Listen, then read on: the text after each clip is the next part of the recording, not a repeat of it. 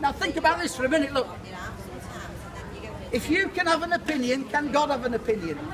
Or shall we gag him? It's fair, isn't it? If that fella there decided he wants to vote Labour and I want to vote UKIP, I'm entitled to, aren't I? Okay?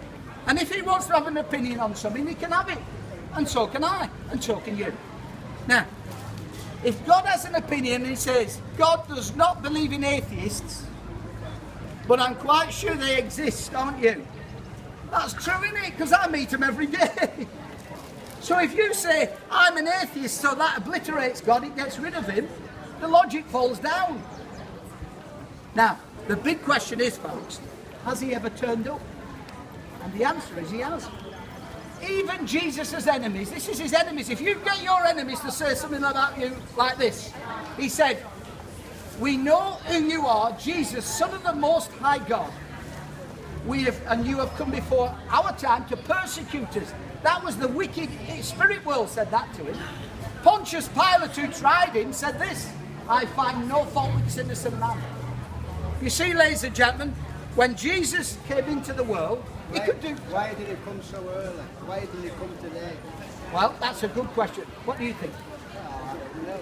Well, You tell me. yeah. Well, we can't really decide when he's going to show up, but he had turned up 2,000 years ago, so that history shows. I think anything in this whole world is needed today. You're absolutely right. Do you know what?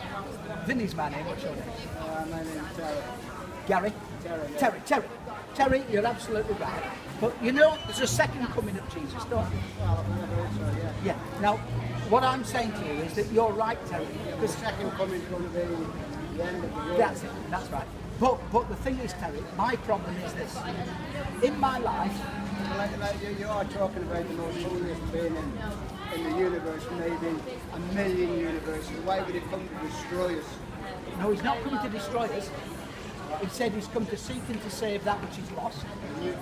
And he's come to forgive us. Terry, he's come to forgive us. Now, if you're forgiven today, when he comes, Terry, you'll be happy. If you're not forgiven, when he comes, you won't be happy.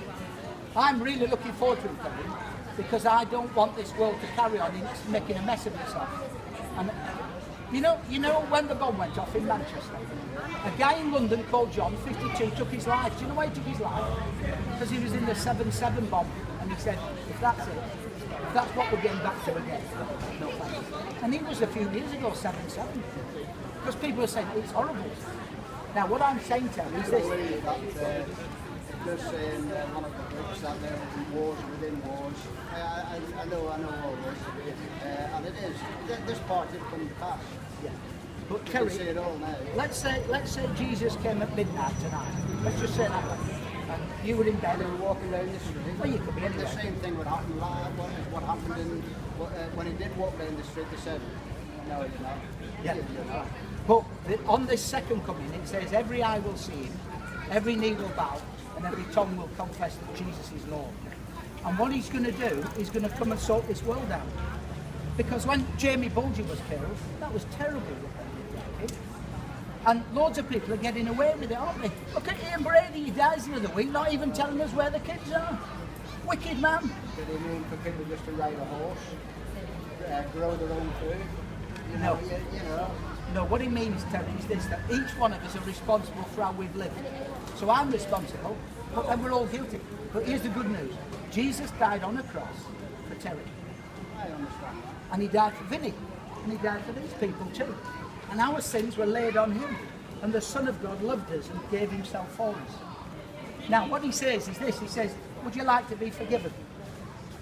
If I said now, I'm going to give 100 quid to everybody in this precinct, does it mean everybody in the precinct gets 100 quid? I'll give an ice cream to everybody in this precinct. Does it mean? Exactly, you're right, Charlie. But the point is, unless somebody comes and takes it, it won't be theirs, will it? Now, it's the same with the gift of God, eternal life. Jesus says, I can forgive you. I can give you life eternal. Now, for me, I was 19, and I asked him to come and forgive me and be boss of my life, and he did. And Terry, if you've never done that, it's an offer today. Won't get you into heaven. I was a Catholic. I went to Mass, and I went to a priest. But it's only Jesus who gets you into heaven. But Here's the point. I'm hoping to get it. No, Terry, but you don't have to hope, you can know. Right, I'm off. Thank you. Thank you very much, Terry. But I'm giving a little gospel to anybody who'll take it from my hand. Have a lovely afternoon. Would you like one, sir? I'll set one up. Thank you.